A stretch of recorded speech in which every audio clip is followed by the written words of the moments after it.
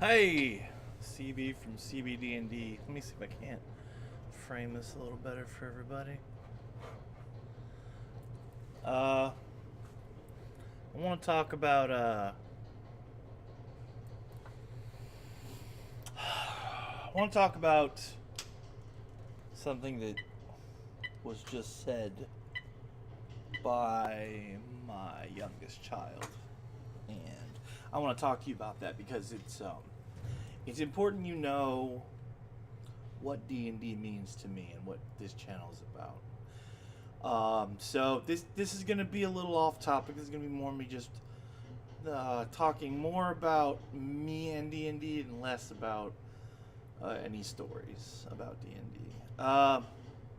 I obviously I'm in poor health. I'm not in great health. My weight doesn't help, but for those of you who might be judging me because of that, I'm actually down almost 200 pounds from 2 years ago. Now that's not going to continue as a standard drop. I'm about 400 pounds now, 380 ish. At one point in time, though, I was, believe it or not, around here, that's not even my dog. That's that's I have come up with all these animals because they are not being cared for. And when it got cold, which is weird, we're in Southwest Georgia. Um, I guess people didn't, people that don't, they just get animals, I guess, and let them run around here, and that's a thing. But I'm from a place where the cold is dangerous. In Virginia, a cold snap with the humidity can be life threatening because it can freeze things, it can put ice everywhere, it can make it impossible to find a safe place to sleep outside. Um, so I keep the animals, keep keep the animals in, and it gives me purpose, and that's what D&D does for me. I wrote an article a couple years ago. It took off way more than I ever thought it would. I used to post all these articles I'd write to all the places on Facebook that I'm a group member, and I, uh, I've been in a bad place emotionally and mentally a lot in my life. But when I'm playing D&D, when I am part of that group, not even if I'm DMing, but I have purpose. I'm not me for a little while. I get to explore. So I kind of want to talk to you for a minute about what that article was titled is D&D and mental health, because I think it's important people know how I feel about that. Uh, D&D saved my life. My children were at an age where they didn't, and they still are. They don't really need me anymore. Like, it's more they take care of me than I take care of them, from a physical standpoint. And I say this a lot. I feel like a parasite in a lot of people's lives, people that love me, because they will sacrifice things from themselves to to make me comfortable or happy or whatever. And now through medicine, which D&D is not a replacement for. I strongly recommend you get professional help, and you get somebody to check you out and see if maybe medication would help. It doesn't help everybody. It really doesn't, but it helps most people. D&D gave me a way to express myself and tell the stories I keep in my head out in public. And being quick-witted and funny is in a way, in my case, a curse, because hold on, I got a cat trying to play with me. It'd just be easier if I pull her up here. Because if I were to tell you that I was always in pain, and you would say, "Oh, I couldn't tell," and I'm glad for that, because I work really hard so that you can't tell how much pain I'm in. I live in pain. It's how I ended up in this chair. It's how I've ended up with a lot of things. And I had a heart attack. I had heart failure, and that wasn't because of the weight per se. It was because I have two conditions that was unaware I had, and I apparently have had one half of that condition my whole life. That condition is I have a fluid retention problem where I retain fluid. And that's, by the way, the 200 pounds I lost is not counting the water weight. I actually lost, I was almost 600 pounds, and I lost a lot of water weight, which was about, when they hospitalized me, I think I lost 110 pounds in just water weight. Now, at that time, I walked, always walked. I would not stop walking. I refused to stop walking, and because of my build, it was really hard to see how far I was gone into my weight. So people didn't think about it. I'm always happy, and I'm always trying to make everybody else happy. And if you have a problem, I'm the guy you can come to and talk about it. And I just tell you the truth, and I give you the best advice I can. And sometimes that advice is, some of the times the best advice you can give someone is stop asking for advice. Just make a decision, right or wrong, go with it. And if it doesn't work out, well, then you know next time. Don't be afraid to fail. But that makes me slightly hypocritical. Also, quick note: this isn't my cat either. Again, because it's going to be 30 degrees tonight. I keep the barn slightly open, and this is what I do with my extra money: is I buy animal food so that they don't go hungry and they're not cold. They come in here and they stay and they sleep. And little by little, the rest of the money that I ever make doing anything, I slowly we're getting them fixed so they don't make more mouths to feed. But they're all, I work with them so that they're very well behaved. It gives me purpose. Well, when I was in Virginia, I lived in a chair. I can't sleep laying down. It's the chair I slept in. It was, I have it here. I brought it more as a reminder, but now that my lift chair is broken, and the reason I have the lift chair again is because sometimes in the middle of the night, if I have to pee, I have trouble getting myself out of the chair. So the lift chair had been a blessing. My father had an extra one. He let me have it when I moved here. And I guess, we're 7 minutes in, I haven't really talked about the D&D thing yet. That's I want you to know that's where I am now. I'm in a good place now. But that is because of D&D. Dungeons and Dragons gave me a new lease on my life. So did a friend of mine named Scott Destrom, who I will never underrate how powerful his friendship was in my life. Even when things got dark and I made some very poor decisions about how I could stop being a burden to people, you can translate that yourself. But I was wrong, and Scott tried to give me purpose by finding things for me to do in the store he runs, which is Atomic Comics in Newport News. Him and his father, I've been lifelong friends with his father. His father was very much like a father to me also. He was a father to a lot of us. He taught us things that we didn't know we could play or do, or kind of remove ourselves from things, comic books and comic book history, and it was fun. It really fulfilled me. But the thing that fulfilled me the most was he taught me to play D&D when I was about, I want to say 12. I want to say I was about 12, and he taught me to play D&D. And he was an incredibly difficult DM. He was, to this day, he is the most sinister DM I've ever played with. He is really, really like 10 steps ahead when you play his games. And that's what I wanted to be. And then I got to the point where I was very good at ad-libbing, coming off the cuff. If you derailed the game, I knew I had stuff set up on the side so I could just start another path. I let you pretty much, just like he did, I'd give you my vision. This is the direction I want you guys to go in. This is going on through quests. You find out through the hooks or the NPCs of what I wanted the game to be about, the story itself.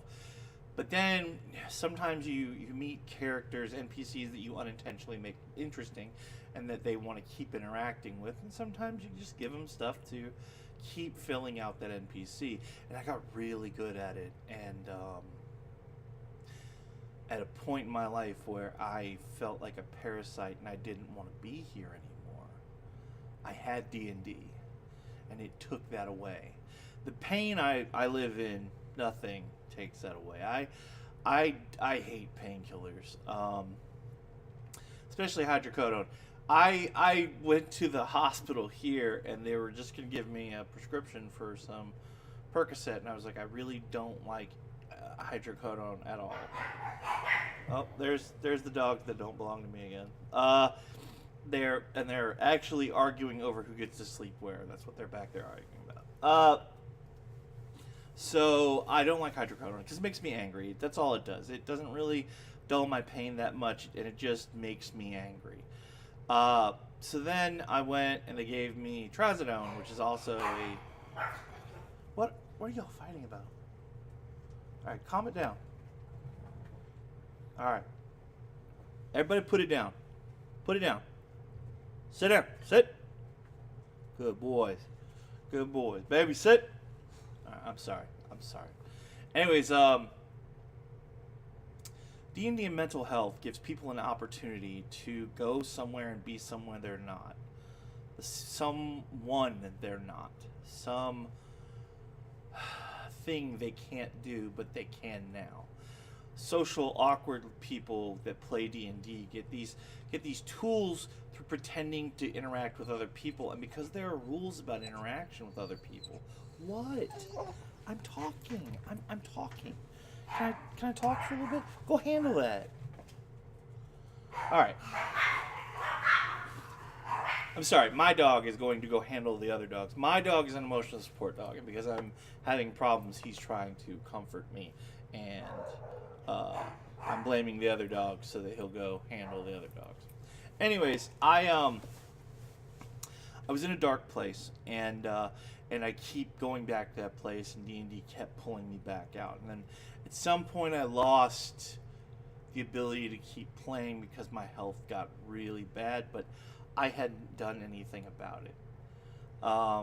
D&D is good because there's a rule system for how you interact with people in the game and how to talk to people, and you don't have to be good at it. There are numbers on a page, and you roll a dice and add your ability to that dice, and you don't have to be good at it. The guy on the paper does. He does all the work. You just kind of try and make decisions and see how he'd go. And suddenly people that are afraid to interact with other people, that have a serious anxiety, suddenly find a way to talk through something or someone else. And that's the truth about D&D and mental health, in my opinion. I am not a trained professional. I don't want to say a victim. I'm a patient of the world of mental health, and I find some of my greatest relief. And again, the medication is a lifesaver for me. And I take, this is not a joke, I take in a day 24 pills, and half of those are for mental things I have. Like, one of the things is, my favorite story is every time I say I have insomnia, and somebody else in the room would always go, "Oh man, I have trouble sleeping at night too."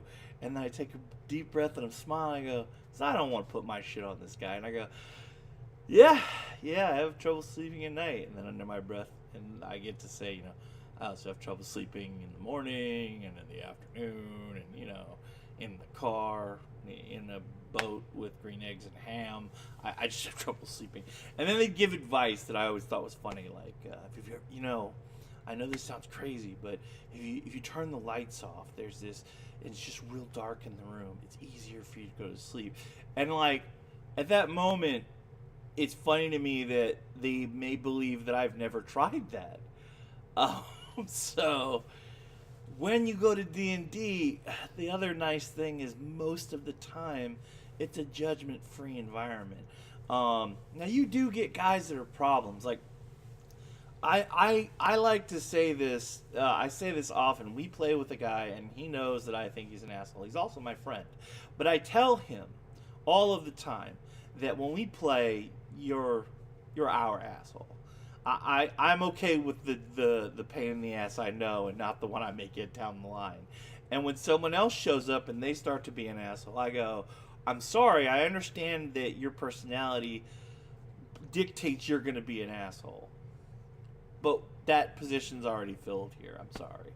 And it sounds funny, but that's how I interact with people. Like, they all have purpose, and then in a way, that gives me purpose. Not that I'm assigning people's purposes. What I'm saying is, I get to interact with them and go.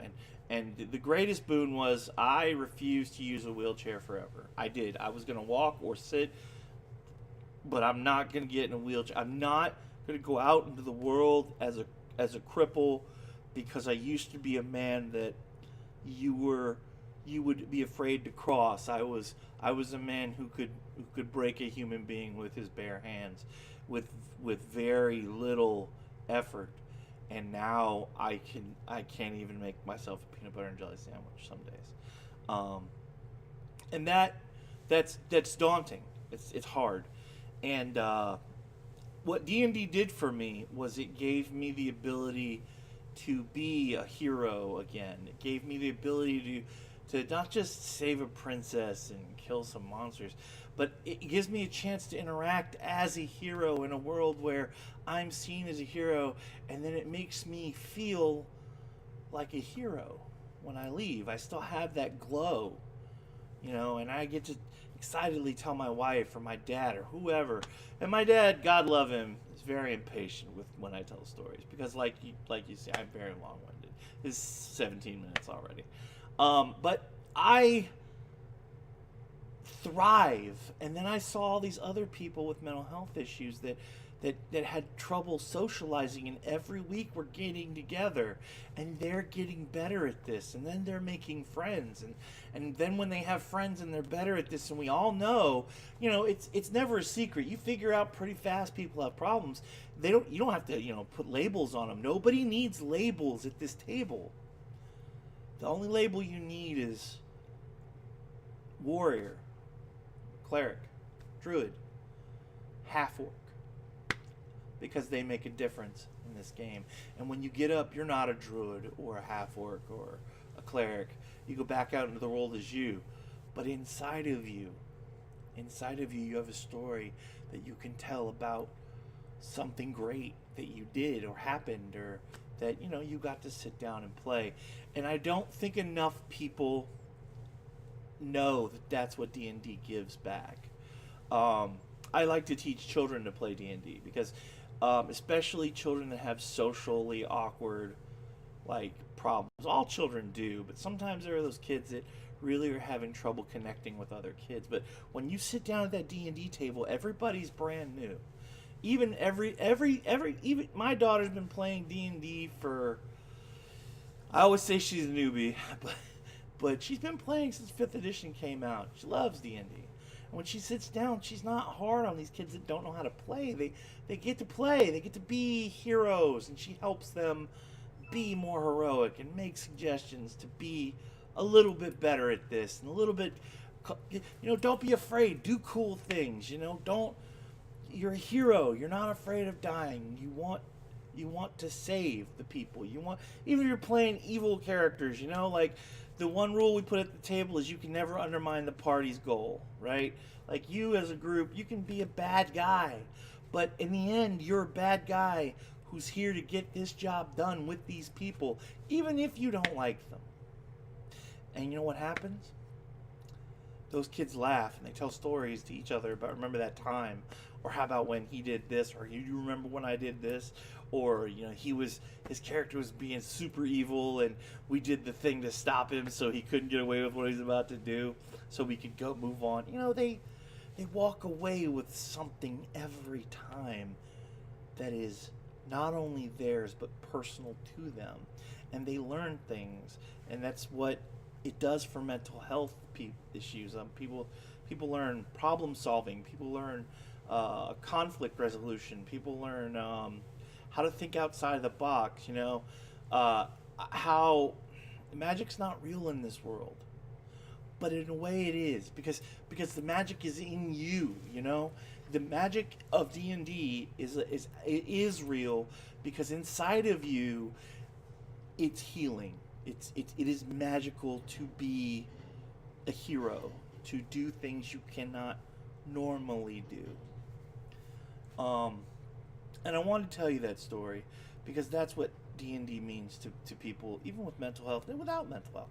It's if you're lost and you need to find your way, and you're just in a place where you need to find something inside of yourself. D&D more often than not will give you that. I play non-traditional board games like Betrayal at House on the Haunted Hill, which is funny since it's a very old game, but it's been a reprint, and you get to play these characters and make decisions based on them, not based on you, and that's what D&D gives people. That's what these role-playing games and these board games, they give you that back, that connection to other people, that little warm ball of magic you get up and leave the table with and keep until the next time you go. And it lasts remarkably long. The more stories you have to tell about fun things you've done in D&D, when you meet somebody interested, gives you something to connect with somebody about that you're maybe even not passionate about, but you were in that moment. D&D is a gateway, but in a way that it frees you. It doesn't cage you. It lets you loose. It's a door. It's a way out of a problem without avoiding the problem. Sometimes you just need to step away from yourself and have a good time, and then when you come back in, you have a whole new perspective on the world, on your problems, on everything. And that's how D&D saved me, is because I might be a parasite to the people that love me. I might be, but I still have purpose, and I still have I'm still sick. I'm getting sicker. The power chair, my dad, again, rock star. My dad, we moved here because my dad had heart failure. My dad has had heart failure his whole life, but he had to have a pacemaker put in, and he was going to be living alone. And so we moved here, and I had purpose again. I moved here. The barn, this little workshop thing here, I had purpose. I needed to clean this out and organize the barn because my father owns an RV that never goes anywhere, but he loves it. He loves it because it's his. And it's a thing he always wanted, and now he has it, and he's proud of it. But he likes to keep it in the barn. So I have to have, my space and space for that. And it gave me that. And this is where I play D&D online. And it gives me, D&D just keeps giving me purpose. And that's what it does for a lot of people. It sometimes when they feel alone or things are dark or sad, D&D lets them step out of that bathtub of mud and things pulling them down just for a second, and step out somewhere else to a place that doesn't exist, and clean themselves off for just a minute, and give them some re-energizing perspective and self-awareness and power through that self-awareness. That's what D&D is. D&D shows you that you don't have to be the hero to be heroic. So I wanted to make this video. I know I said I was going to make a couple videos. I actually did film the other preferred class video, but talking to my daughter today, to tell you a quick story, not D&D related. I ran into a metal bench, and my leg got pinched between the power chair and there's a metal support where the legs go, and I normally at that point did not use the legs because we couldn't get them to extend. I'm very tall, and I used to be, and the brace got caught behind my leg, and then I went into a steel bench, so there was a bruise. There's a cut across my leg now and a bruise. And they said, well, we think you bruised the bone. They gave me painkillers. Again, not a fan. A matter of fact, they gave me painkillers. You mean like 20 painkillers, like take them twice a day as needed. That was like 2 weeks ago. I literally just took the last one yesterday only because I had stepped onto my leg trying to get resituated in this room because I was moving things, and I decided I was going to try and move it, step out of the chair and move it, and hurt myself. And it wasn't immediate, but it later on. Well, what that story is about is, so I've had a growing concern that I've been sharing with my wife, that the bruise is growing down my leg, and I keep feeling ill. So I stopped taking my medication for a couple of days, and I will only take the stuff that helps me sleep, and I just kept feeling more and more ill. It didn't go away. So I'm back on my pills now regularly, and I'm still feeling the same illness. So it's not related to my medication, and I'm starting to be concerned. And I'm also diabetic, which was heart-wrenching because the medication I have to take is this stuff that costs $400 a month, and I don't have an income. I mean, I have every D&D book ever printed. Okay, when you think about it like that, you get a new D&D book like every 2 or 3 months, and it's a struggle for me to come up with that $50. And to add $400 a month to that, my pills right now are already, with all the discount programs and everything, are $100. And you might be wondering, oh, well, you do disability, and nope, it turned down that for 6 times. Like, my life kept being me being a burden, and also being told by the U.S. government that, we think you could still do something. We don't think you're that disabled. Thanks, government, for your vote of confidence.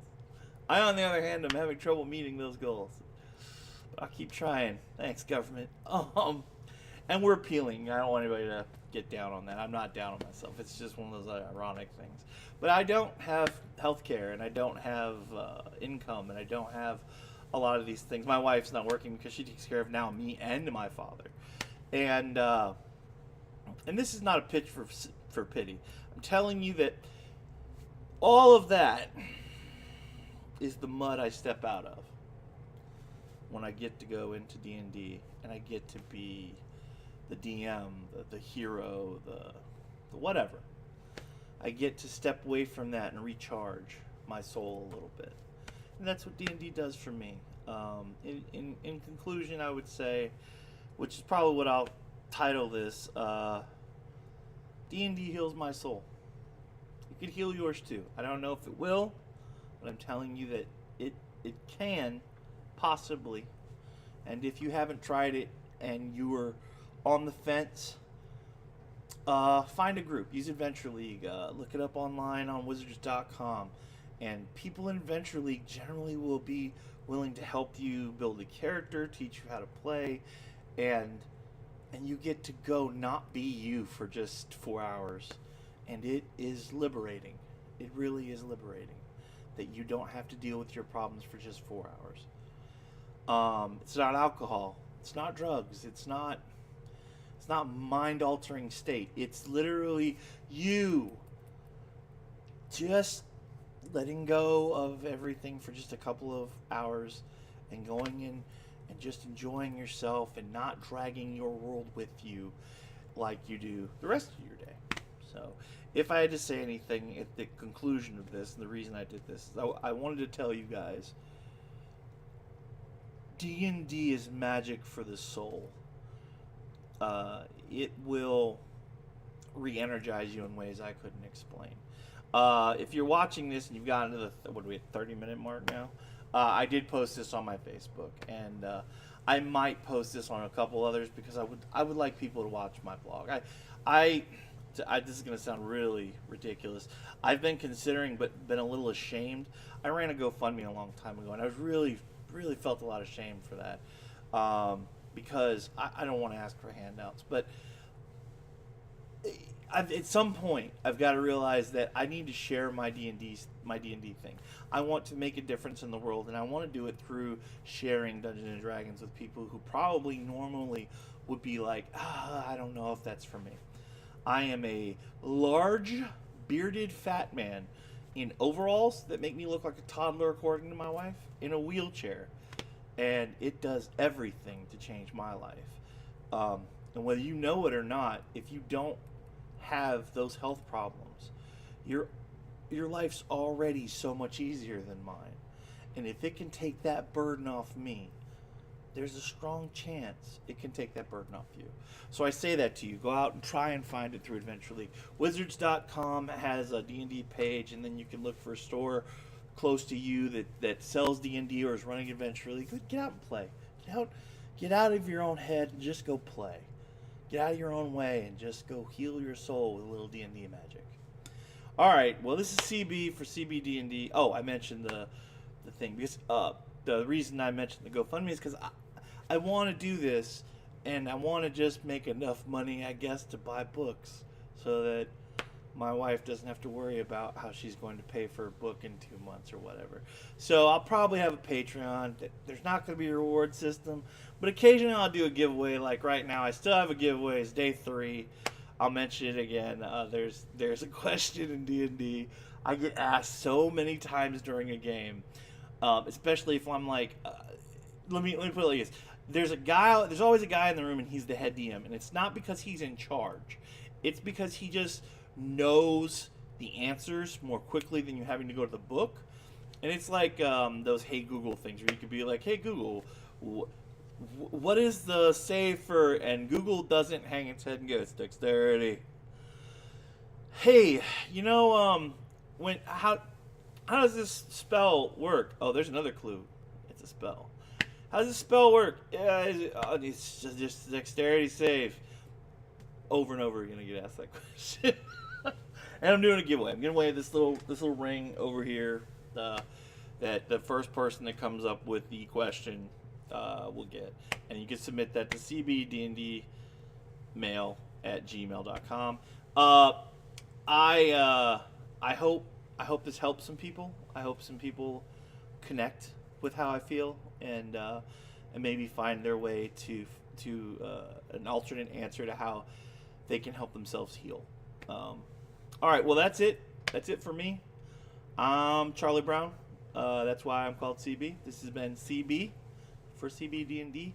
Let me lean forward to hit my stop button. And, yeah, D&D is magic for the soul.